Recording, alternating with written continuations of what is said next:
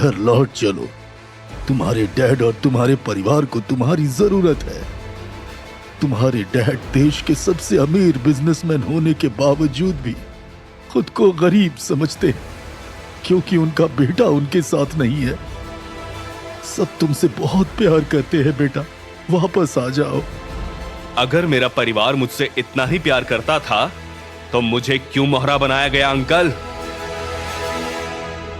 दिल्ली की आलीशान होटल में आज भारत के commander in chief Rajiv Mehra के सामने उनके पिता मिस्टर प्रताप मेहरा के पर्सनल असिस्टेंट श्यामलाल हाथ जोड़े खड़े हैं। इस पर राजीव खड़ा हो उठता है और तमतमाता हुआ कहता है, कैसा परिवार अंकल?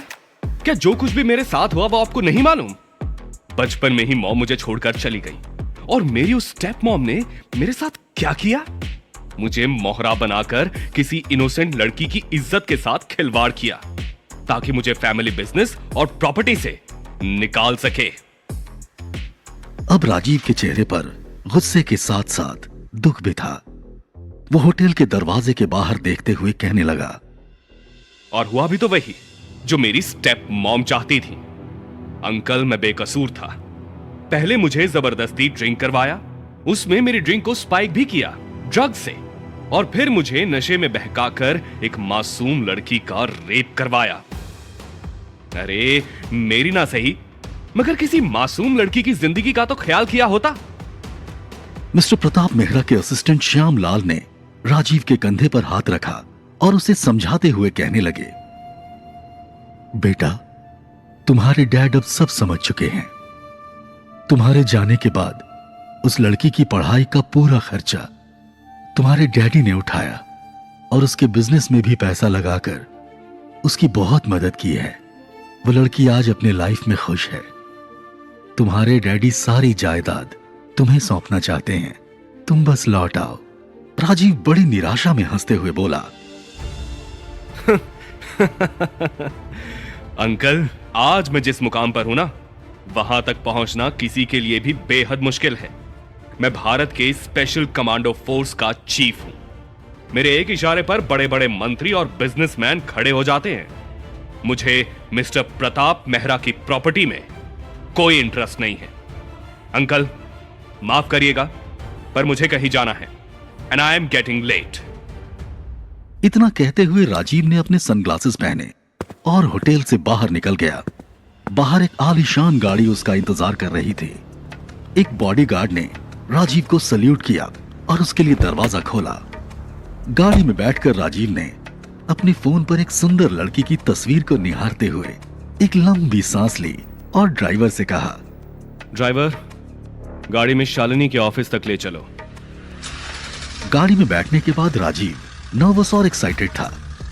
राजीव आज शालिनी को प्रपोज करने वाला था। शालिनी वही लड़की थी जिसके रेप केस में 5 साल पहले राजीव को फंसाया गया था। उस रात के बारे में राजीव को ज्यादा कुछ तो याद नहीं था, मगर उसने शालिनी के गले में एक पर्ल नेकलेस देखा था जिसमें बहुत सुंदर फूलों का पेंडेंट बना हुआ था। बस इसी नेकलेस के डिजाइन के जरिए राजीव शालिनी तक पहुंच पाया था। राजीव के मन में शालिनी के लिए बहुत हमदर्दी थी और ये हमदर्दी धीरे धीरे प्यार में बदल गई। हालांकि उसने शालिनी को कभी नहीं बताया कि उस रात उसके साथ उसने ही जबरदस्ती की थी। शालिनी ने 4 साल पहले नशे की हालत में कार चलाते वक्त एक बूढ़े इंसान का एक्सीडेंट कर दिया था। उसके प्यार में पागल राजीव ने पूरा इल्जाम अपने सर ले लिया और जेल जाने को तैयार हो गया। जेल जाने के बाद ही राजीव ने कमांडो की ट्रेनिंग ली और आज एक बहुत ही कामयाब इंसान बनकर शालिनी से फिर से मिलने जा रहा था। राजीव की गाड़ी शालिनी के ऑफिस के बाहर रुकी। गाड़ी से उतरकर राजीव ने अपने बाल और कपड़े सेट किए। राजीव आगे बढ़ने ही लगा था कि इतने में शालिनी अपनी कजन प्रिया के साथ ऑफिस से बाहर निकली। राजीव शालिनी को एकटक देखता ही रह गया। उसकी धड़कनें बढ़ गई थी और उसके चेहरे पर मुस्कान आ गई। ऐसा लग रहा था मानो राजीव अभी शालिनी को प्यार से अपनी बाहों में भर लेगा। राजीव शालिनी की ओर बढ़ा और मुस्कुराते हुए कहने लगा, हाय शालिनी, कैसी हो तुम? शालिनी ने शायद उसे पहचाना नहीं। वो कंफ्यूज होकर राजीव की ओर देखने लगी।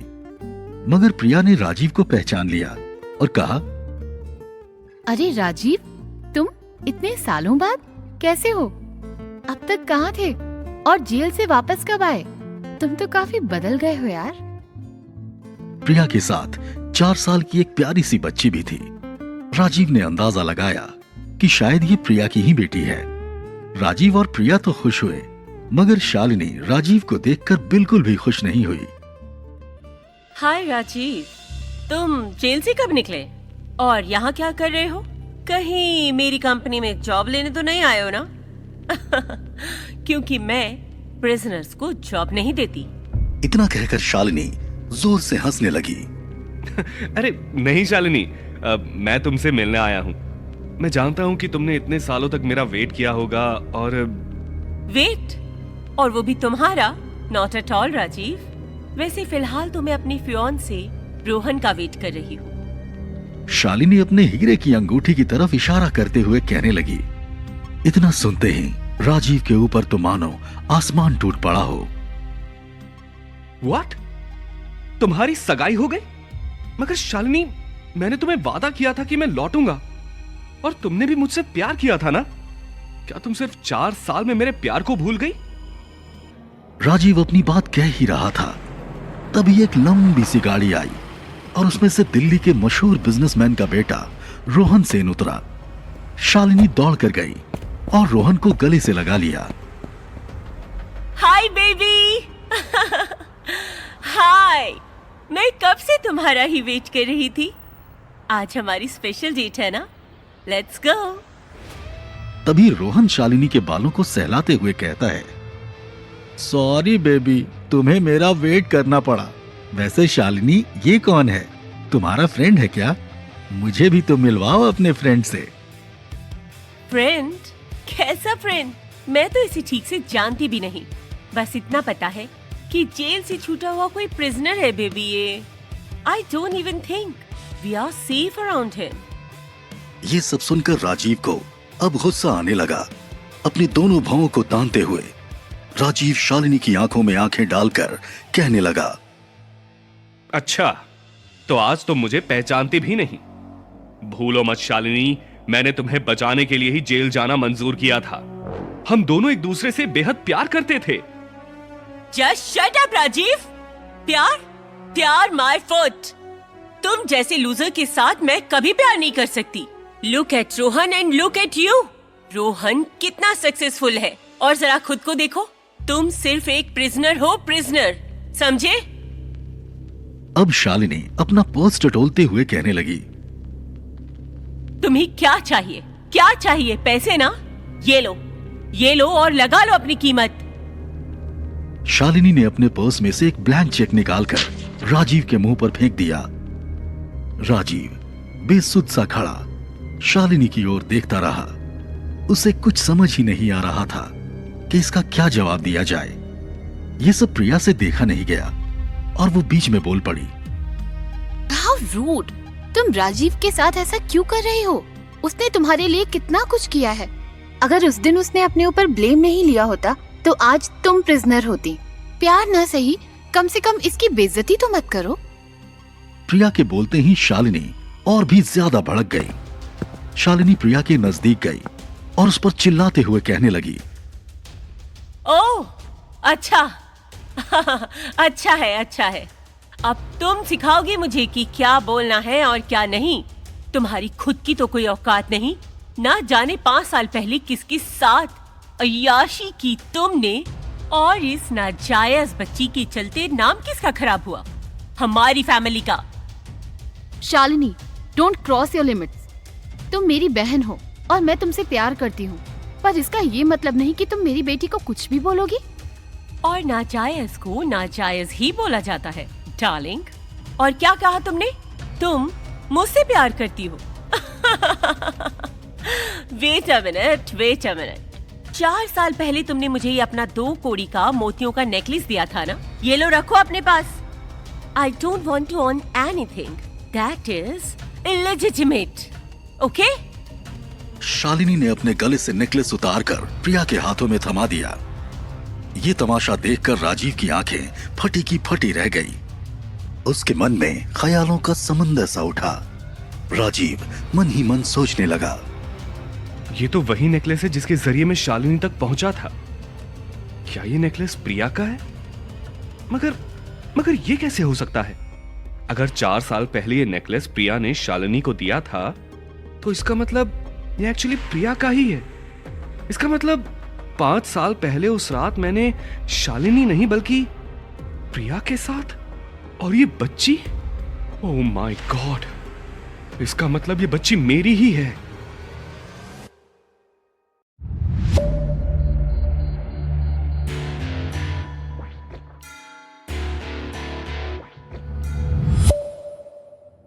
ये मैं क्या कर बैठा? पिछले 4 सालों से मैंने गलत इंसान से प्यार किया, जबकि इस प्यार का हकदार तो कोई और ही है। और मेरी बच्ची, हाँ, ये मेरी ही बच्ची है। ओह गॉड। राजीव मन ही मन सोच रहा था जब शालिनी ने प्रिया को जोर से डांटते हुए कहा, खड़ी खड़ी मेरा मुंह क्या देख रही हो बच्चन लड़की? अपनी इस नाजायज बच्ची को लो और यहाँ से दफा हो जाओ। प्रिया ने मोती के नेकलेस को अपनी मुट्ठी में छुपाया, आंसू से भरे आंखों से अपनी बच्ची की ओर देखा और उसके सर पर हाथ फेरने लगी। चलो बेटा, अब हम यहाँ नहीं रुकेंगे। मैं तुम्हें ऐसे लोगों से अब दूर ले चलूंगी। इतना कहकर प्रिया अपनी बेटी का हाथ पकड़कर वहां से जाने लगी। तभी राजीव ने अचानक ऐसा कुछ किया कि वहां खड़े सभी लोगों के होश उड़ गए। प्रिया, प्लीज 1 मिनट ठहरो। राजीव आगे बढ़ा और अपने कोट के बाएं पॉकेट से एक रिंग निकाल प्रिया के सामने अपने घुटनों पर बैठ गया। प्रिया, विल यू मैरी मी? ये सुनते ही प्रिया के चेहरे का रंग उड़ गया और उसके हाथ पैर ठंडे पड़ गए। दूसरी तरफ शालिनी की आंखें फटी की फटी रह गई। अब वो आग बबूला होने लगी।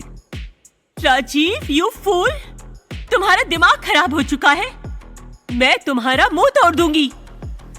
इतना कहते हुए वो राजीव को थप्पड़ मारने के लिए आगे बढ़ी।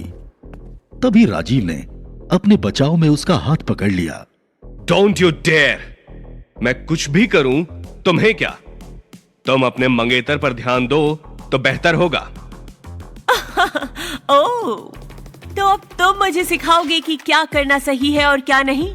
भूलो मत कि मेरी पावर क्या है। तुम मेरे सामने सिर्फ एक भिखारी हो। मैं तुम्हें बर्बाद कर सकती हूँ। राजीव के सब्र का इम्तिहान हो चुका था। अब वो शालिनी की बकवास सुन नहीं पा रहा था। उसने अपनी मुट्ठी कसकर बांधी और शालिनी की ओर बढ़ा। शालिनी, अब एक और शब्द मत कहना। तुम बस अब चुप हो जाओ, वरना। राजीव को देख शालिनी जोर से हंसने लगी और ताली बजाने लगी। Oh great Rajiv, great. तो अब तो मुझ पर हाथ उठाओगे, हाँ? कल तक जो लड़का कुत्तों की तरह मेरे सामने दम हिलाता था, आज वो मुझे धमका रहा है। और वो भी क्यों? सिर्फ इस चीप और कैरेक्टरलेस लड़की के लिए।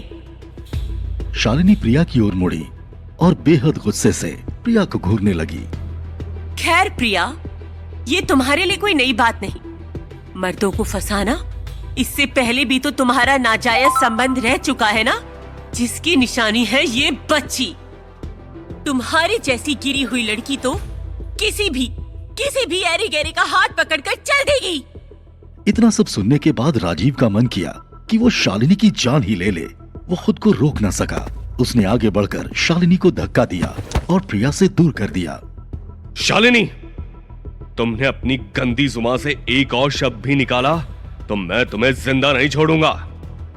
राजीव की आंखों में इतना गुस्सा देखकर शालिनी डर गई और पीछे हट गई। अचानक राजीव की नजर उस नन्ही सी बच्ची पर पड़ी जो सहमी हुई अपनी माँ के पीछे छुपकर खड़ी थी। वहां जो कुछ भी चल रहा था उसे देख बच्ची बेहद डर गई थी। उस नन्ही सी जान का मासूम चेहरा देख राजीव का मन पसीज गया। राजीव बच्ची के पास जा घुटनों के बल बैठ गया। राजीव ने बहुत प्यार से उस बच्ची का हाथ पकड़ा। माय प्रिंसेस, क्या तुम चाहोगी कि मैं तुम्हारा डैड बनूं? हाँ। राजीव तो ये सुनकर मानो खुशी से झूम उठा। बेटा, एक बार डैड कहो ना। डैड? इतना सुनते ही राजीव ने बच्ची को अपने कंधों पर बिठा लिया और खुशी से झूमने लगा। आज से ये मेरी बेटी है और मैं इसका डैड हूं। राजीव की खुशी देख सब वाकई हैरान थे। प्रिया को कुछ समझ नहीं आ रहा था कि आखिर ये सब चल क्या रहा है। तभी प्रिया ने राजीव के कंधे से अपनी बेटी को उतारा। स्टॉप इट राजीव, ये छोटी सी बच्ची है, इसे सही गलत का पता नहीं है, इसीलिए तुम खुद को इसका डैड बुलाना बंद करो प्लीज। मैं तुम्हें अपना पार्टनर नहीं मानती। प्रिया प्लीज, मुझे एक मौका तो दो। मेरा विश्वास करो, मैं तुम्हें बहुत खुश रखूंगा। इस बच्ची के लिए दुनिया इसके कदमों में रख दूंगा। बस एक बार मुझे अपना लो। प्रिया ने राजीव की आंखों में अपनी बेटी के लिए आज वो प्यार देखा जिसके लिए वो सालों से तरस रही थी। आज पहली बार किसी ने उसकी बच्ची को अपना नाम देना चाहा, और जिस तरह उसकी बच्ची की भी आंखें चमक रही थी, प्रिया का मन तो कर रहा था कि अभी राजीव का हाथ थाम ले, मगर उसने अपनी लाइफ में बहुत धोखे खाए थे। प्रिया मन ही मन डर रही थी। इतने में राजीव ने ड्राइवर को इशारा किया और गाड़ी का गेट खुलवाया। राजीव ने प्रिया का हाथ थामा और गाड़ी में बिठाया। प्रिया के लिए ये सब एक सपने से कम नहीं था। वो अब भी उसके साथ जाना नहीं चाहती थी, पर अपनी बेटी की एक्साइटमेंट देख वो आगे बढ़ गई। गाड़ी राजीव खुद ड्राइव करने लगा। प्रिया गाड़ी के आगे वाले सीट पर बैठी थी और उसकी बच्ची पीछे बैठी थी। शालिनी अपने फियांसे के साथ खड़ी होकर ये सब देखती रह गई। उसे अपनी आंखों पर विश्वास नहीं हो रहा था कि अचानक आउट ऑफ नोवेयर ये राजीव ने प्रिया को प्रपोज क्यों किया, और उसने किया तो किया, प्रिया को एक्सेप्ट करने की क्या जरूरत थी। वो मन ही मन सोच रही थी कि इन दोनों की जिंदगी बर्बाद करके रहेगी। राजीव शालिनी की आंखों के सामने प्रिया को गाड़ी में बैठाकर ले गया। प्रिया, तुम घबराओ मत। मैंने कहा ना, तुम अब मेरी जिम्मेदारी हो। वैसे हमारी बेटी का नाम क्या है? What do you mean by हमारी बेटी? वो सिर्फ मेरी बेटी है। और वैसे भी तुम सिर्फ शालिनी को नीचा दिखाने के लिए मुझसे प्यार का दिखावा कर रहे थे। मैं सब समझती हूँ, वरना अचानक एक ही सेकंड पहले तुम शालिनी को मिलने आए थे और दूसरे ही पल में तुम्हें मुझसे प्यार हो गया। बताओ कैसा है ये तुम्हारा प्यार? इसीलिए गाड़ी रोको और मुझे जाने दो। मैं कोई दिखावा नहीं कर रहा था प्रिया।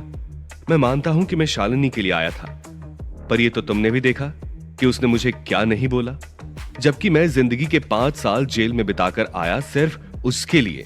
और मैं जब शालिनी के साथ था तो मैंने देखा कि लोग तुम्हारे साथ कैसा बिहेव करते हैं। मुझे बिल्कुल भी अच्छा नहीं लगता कि लोग तुम्हें नीचा दिखाएं। आज जब मैं खुद धोखा खा चुका हूं तो मैं तुम्हारा दर्द समझ पा रहा हूं। और सच कहूं तो आज तुम्हारी बेटी को देखकर तो मुझे लव एट फर्स्ट साइट हुआ है। उसे अपनी जिंदगी बनाने के लिए मैं तुम्हें अपनी जिंदगी बनाना चाहता हूं, और मुझे विश्वास है कि मैं तुम्हें मना लूंगा। राजीव की बातें सुनकर प्रिया को यह समझ नहीं आ रहा था कि वो राजीव पर भरोसा करे या ना करे। एक तरफ प्रिया का मन चाहता था कि राजीव पर भरोसा करना चाहिए, मगर प्रिया के दिमाग में दुनिया से मिले धोखे का घाव काफी गहरा था। वो चाहकर भी राजीव को अपना नहीं पा रही थी। तभी राजीव ने सामने के मिरर को सेट किया जिसमें बच्ची का चेहरा दिखने लगा। बेटा, आपका नाम क्या है? मेरा नाम आर्या है। मेरी प्यारी आर्या। प्रिया, आर्या के पापा कहाँ हैं? Could you not get in touch with him? मुझे पता है कि 5 साल पहले तुम्हारे साथ बहुत गलत हुआ था। क्या तुम्हें उस इंसान के बारे में कुछ भी नहीं पता? क्या तुम नहीं चाहती कि वो इंसान वापस लौट आए और तुम्हें और तुम्हारी बच्ची को अपना नाम दे? मैं उस इंसान के बारे में कुछ नहीं जानती कि मेरे साथ बहुत बड़ा धोखा हुआ है। उस एक हादसे ने मेरी पूरी जिंदगी बर्बाद कर दी।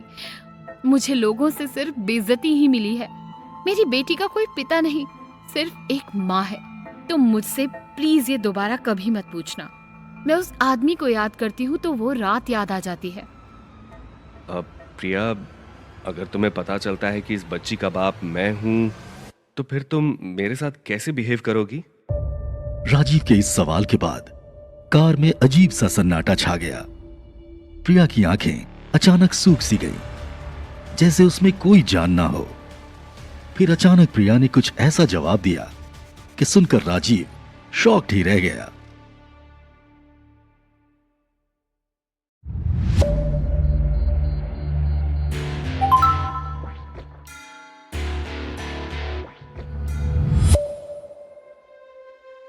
अगर मुझे पता होता कि उस रात मेरी जिंदगी बर्बाद करने वाले दरिंदे तुम ही थे, तो मैं तुम्हारा आज ही इसी वक्त मर्डर कर देती। भले ही तुम्हें मारने के बाद मैं खुद भी जहर खाकर मर जाऊं, पर तुम्हें 1 मिनट भी जिंदा नहीं रहने दूंगी। प्रिया की ऐसी बात सुनकर राजीव का गला सूख गया और उसे पसीने आने लगे। उसके दिमाग में चल रहा था कि प्रिया ने उसके परिवार की हरकतों की कीमत अपनी इज्जत से चुकाई है। वो खुद को प्रिया के सामने बहुत छोटा महसूस करने लगा। उसे लगने लगा कि पूरा मेहरा परिवार प्रिया का क्रिमिनल है। वैसे मुझे पता है कि तुम वो हो ही नहीं सकते। तुम्हारे हालात भले ही खराब हो, मगर तुम एक ईमानदार इंसान हो, वरना अपने प्यार को बचाने के लिए आज के जमाने में जेल कौन ही जाता है। शालिनी ने तुम्हारे साथ जैसा बिहेव किया वो बहुत गलत था। मुझे तुमसे पूरी हमदर्दी है।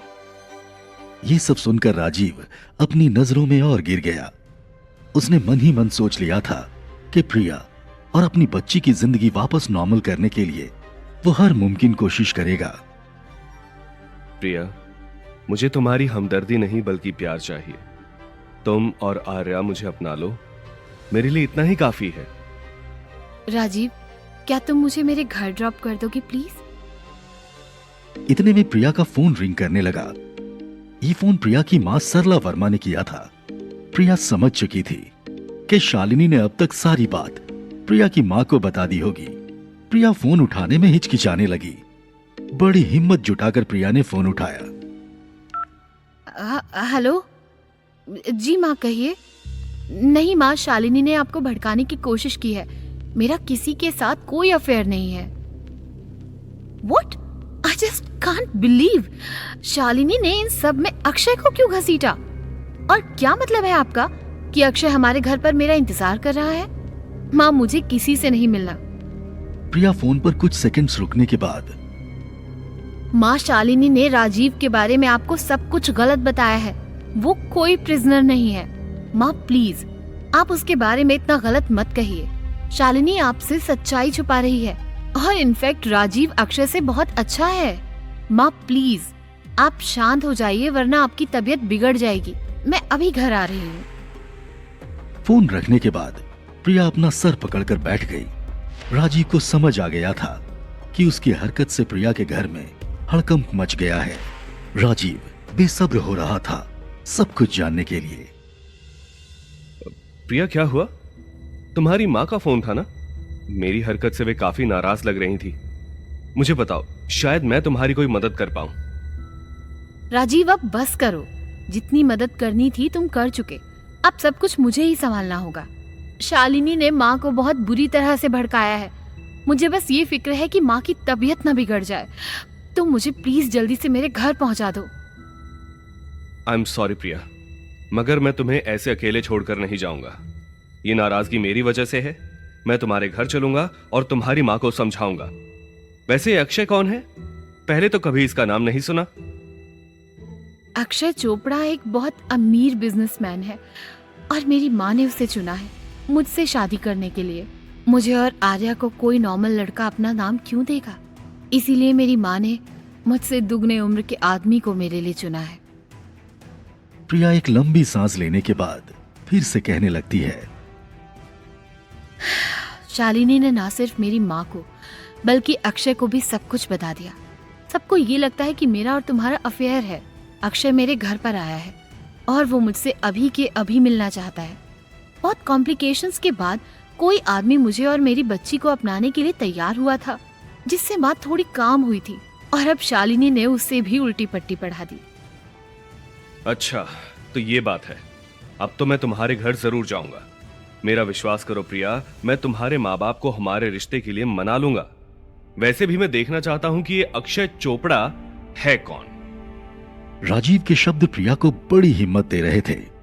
प्रिया मन ही मन खुश हो रही थी, क्योंकि उसे भी अब राजीव पर भरोसा हो रहा था।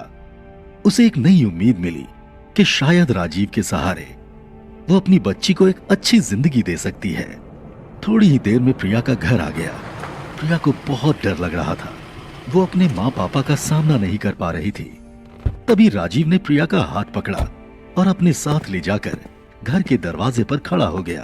प्रिया ने कांपते हाथों से डोरबेल बजाया। कुछ ही सेकंड्स में दरवाजा खुला और सामने प्रिया की मां सरला वर्मा खड़ी थी। प्रिया, मैं और तुम्हारे पापा कब से परेशान हो रहे हैं। तुमने इतनी देर कर दी घर आने में।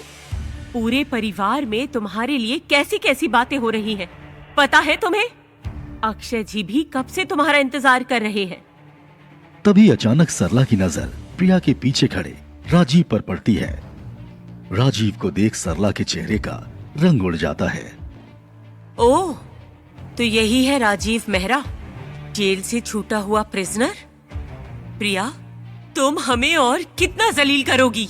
तुम्हारी हरकतों से ऐसे ही हम कहीं मुंह दिखाने लायक नहीं रहे हैं। आखिर तुम्हें बात समझ क्यों नहीं आती? ये सब सुनकर राजीव से रहा न गया और वो बीच में बोल पड़ा। आंटी, आप प्लीज प्रिया से कुछ मत कहिए। इन सब में इनकी कोई गलती नहीं। मैंने ही इसे अचानक प्रपोज किया और इससे शादी करना चाहता हूं। मैं इसे छोड़कर कभी नहीं जाऊंगा। दरवाजे के बाहर खड़े होकर तमाशा करना बंद करो। क्या हम अंदर बैठकर बात कर सकते हैं? सरला प्रिया का हाथ खींचती हुई अंदर ले गई। राजीव भी उनके पीछे अंदर आ गया। प्रिया के घर के हॉल में दो आदमी बैठे थे। उनमें से एक प्रिया के पिता रमेश वर्मा थे और दूसरा अक्षय चोपड़ा। सरला का गुस्सा देखते हुए उसके हस्बैंड रमेश ने राजीव को अपने साथ एक दूसरे कमरे में चलने का इशारा किया। प्रिया के पिता रमेश एक समझदार इंसान थे। उन्हें बस अपनी बेटी की खुशी चाहिए थी। वो जानना चाहते थे कि राजीव उनकी बेटी के लायक है भी या नहीं। राजीव बेटा, मैं जल्दबाजी में किसी निर्णय पर नहीं आऊंगा। मेरी बेटी ने बहुत दुख झेले हैं। उसकी मां चाहती है कि उसकी शादी अक्षय से हो। अक्षय भले ही उम्र में बहुत बड़ा हो, मगर वो एक कामयाब इंसान है। लेकिन अगर प्रिया को तुम पसंद हो तो मैं तुम्हें मौका जरूर दूंगा। क्या मैं जान सकता हूं कि जेल से निकलने के बाद अब तुम क्या काम करते हो? जी अंकल, मैं आपको सब कुछ बताऊंगा। हाँ, ये सच है कि मुझे किसी और के गुनाह की सजा काटने के लिए जेल जाना पड़ा था और इसी दौरान जेल में मैंने इंटेंस ट्रेनिंग की थी। आज मैं भारत के स्पेशल कमांडो फोर्स का चीफ हूँ। मेरे नाम पर अरबों की खानदानी संपत्ति भी है, मगर मैं पैसे को ज्यादा अहमियत नहीं देता। आज मैं जो चाहूं कर सकता हूं। ये बात शायद सुनने में नामुमकिन सी लगे, मगर आप मेरा विश्वास करिए। मैं प्रिया और उसकी बेटी को अपना नाम देना चाहता हूं। अब वही मेरी जिंदगी है। ये सब सुनकर प्रिया के पिता रमेश को खुशी तो हुई, मगर वो अभी भी राजीव पर विश्वास नहीं कर पा रहे थे। आखिर इतना कामयाब इंसान अचानक उसकी बेटी से प्यार कैसे करने लगा? कहीं राजीव प्रिया को फंसाने के लिए झूठ तो नहीं बोल रहा था? रमेश के मन में हजारों सवाल उठ रहे थे। उधर हॉल में प्रिया और अक्षय के बीच बातचीत चल रही थी। अक्षय प्रिया का ब्रेन वॉश कर रहा था ताकि वो अक्षय से ही शादी करे। प्रिया की बेटी आर्या वहीं पास में सोफे पर बैठी खेल रही थी। अचानक आर्या की नजर राजीव के हैंडबैग पर पड़ी, जो कि वहीं पास में रखा हुआ था। आर्या अब राजीव के बैग के साथ खेलने लगी, मगर आर्या बैग भारी होने की वजह से उसे खोल नहीं पा रही थी। मम्मा, ये देखो, राजीव अंकल का बैग। ये काफी भारी है। आप इसे खोल दो, मैं इससे खेलूंगी। आर्या बेटा, मैंने तुमसे कितनी बार कहा है कि दूसरों के सामान को हाथ नहीं लगाते, उसे वहीं रख दो। इस बच्ची को क्यों डांट रही हो? खेलना ही तो चाहती है। मैं खोल देता हूँ ये बैग। जरा मैं भी तो देखूं कि इस कैदी के बैग में क्या है। कहीं कोई हथियार तो छुपा नहीं लाया। अक्षय अचानक उठा और